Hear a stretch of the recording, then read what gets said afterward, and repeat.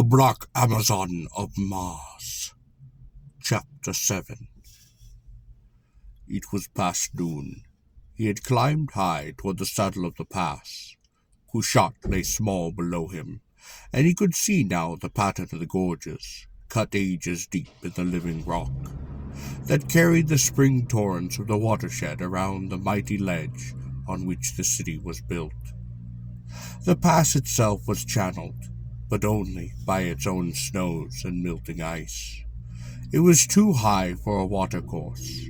Nevertheless, Stark thought, a man might find it hard to stay alive if he were caught there by the thaw. He had seen nothing of Berlin. The gods knew how many hours' start he had. Stark imagined him, scrambling, wild-eyed, over the rocks, driven by the same madness that had sent Thanos up into the castle to call down destruction on Kiara's head. The sun was brilliant, but without warmth. Stark shivered, and the city wind blew strong. The cliffs hung over him, vast and sheer and crushing, and the narrow mouth of the pass was before him. He would go no further. He would turn back, now. But he did not. He began to walk forward, into the gates of death. The light was dim and strange at the bottom of that cleft.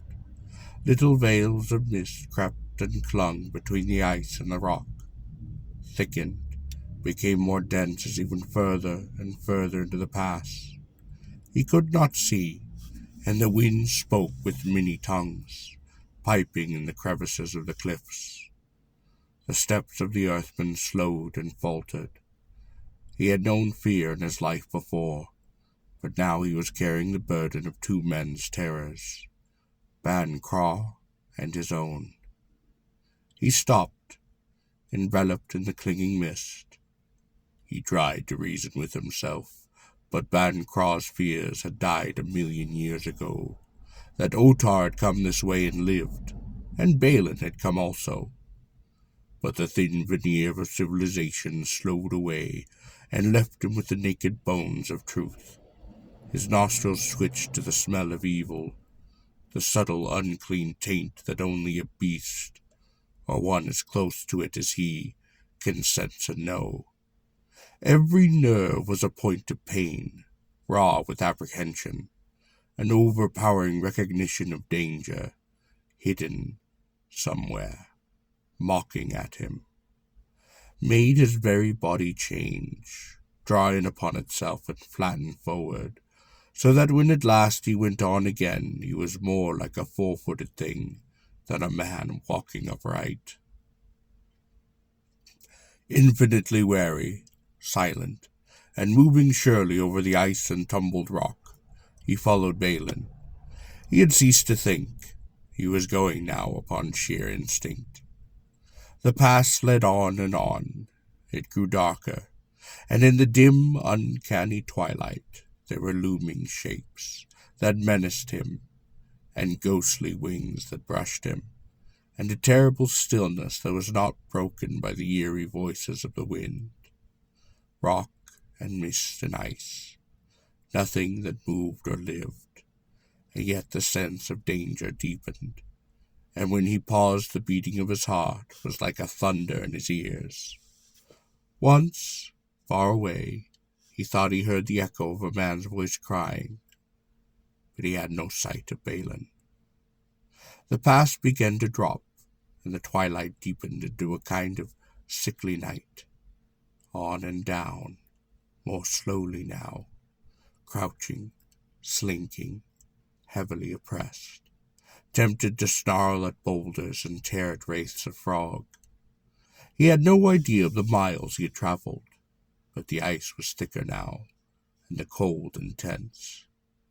The rock walls broke off sharply, the mist thinned, the pallid darkness lifted to a clear twilight. He came to the end of the gates of death. Stark stopped. Ahead of him, almost blocking the end of the pass, something dark and high and massive loomed in the thinning mists. It was a great cairn. Upon it sat a figure, facing outward from the gates of death, as though it kept watch over whatever country lay beyond. The figure of a man in antique Martian armor. After a moment, Stark crept toward the cairn, and was still almost all savage, torn between fear and fascination. He was forced to scramble over the lower rocks of the cairn itself.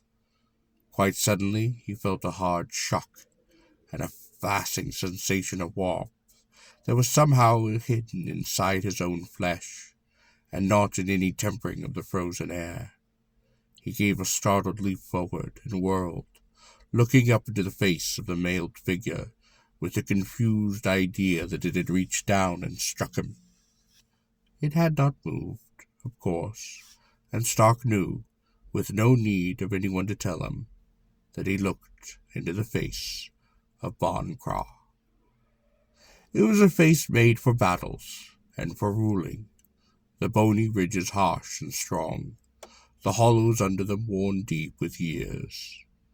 Those eyes, dark shadows under the rusty helm, had dreamed high dreams, and neither age nor death had conquered them.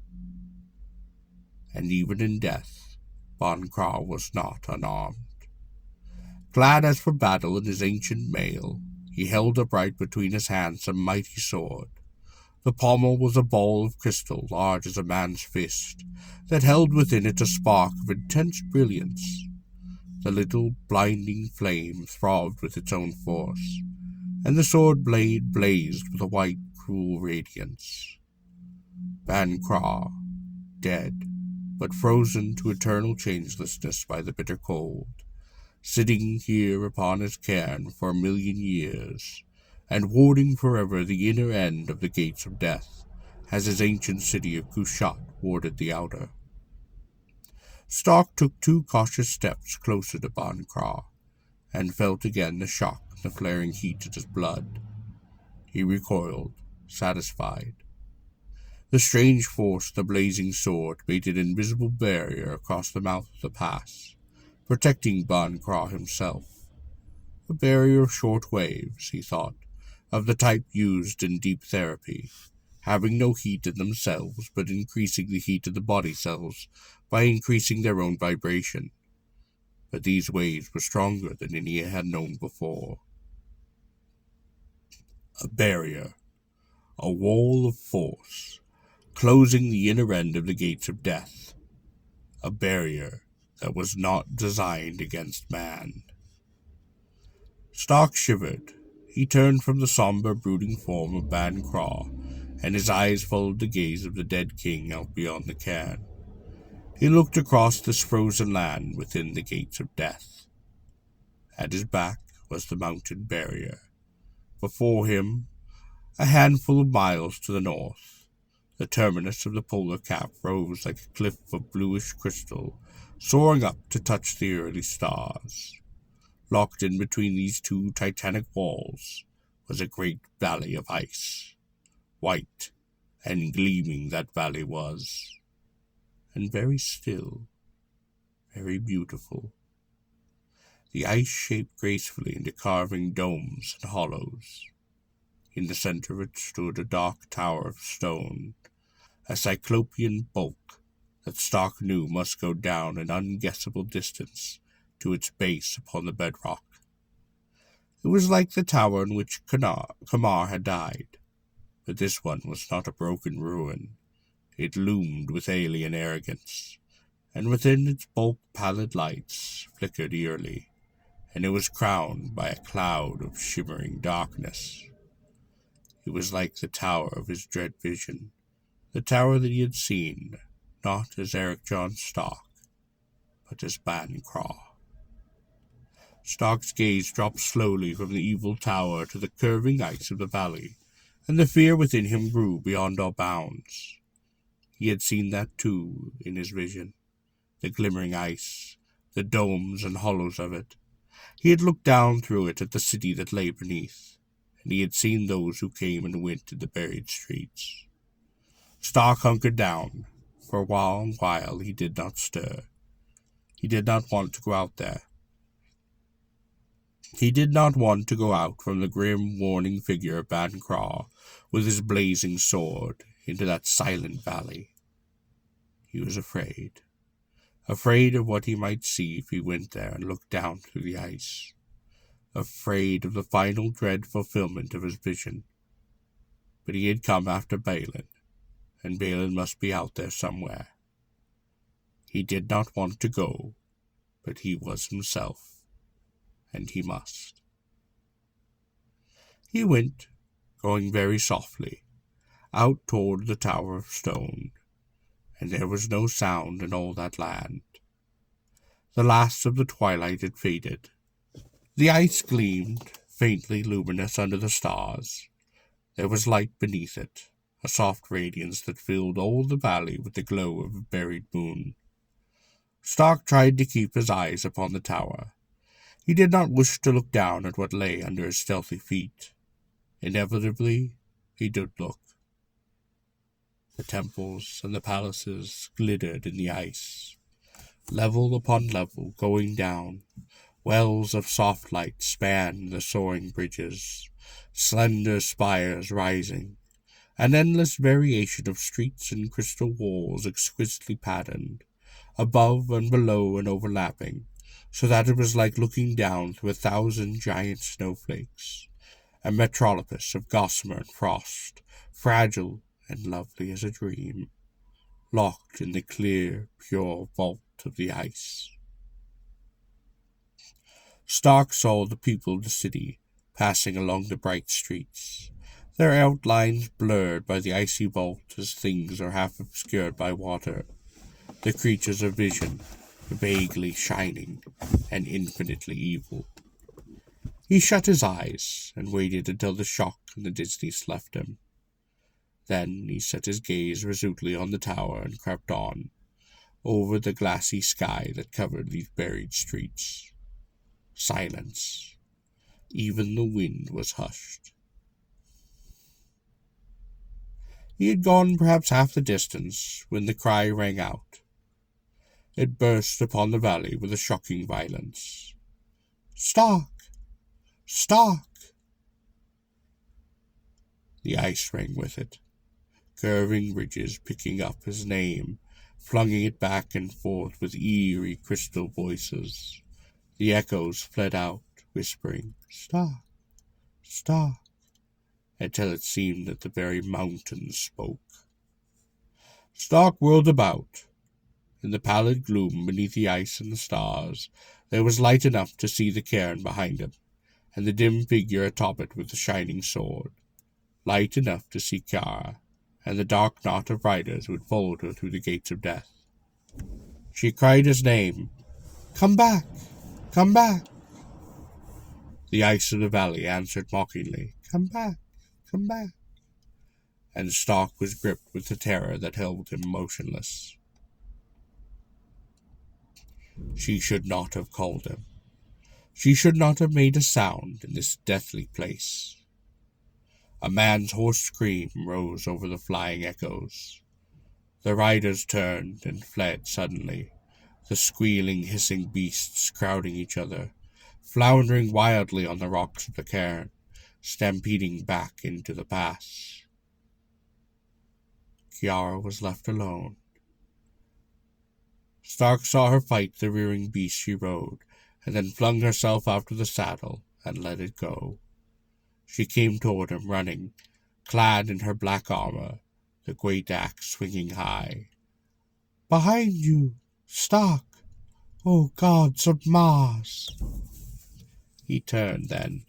He saw them, coming out from the Tower of Stone, the pale, shining creatures that moved so swiftly across the ice, so fleet and swift that no man living could outrun them. He shouted to Kiara to turn back. He drew his sword, and over his shoulder he cursed her in a black fury, because he could hear her mailed feet coming on behind him. The gliding creatures, sleek and slender, reed-like, bending, delicate as wraiths, their bodies shaped from northern rainbows of amethyst and rose. if they should touch Kiara, if their loathsome hands should touch her. Stark let out one raging cat-like scream and rushed them.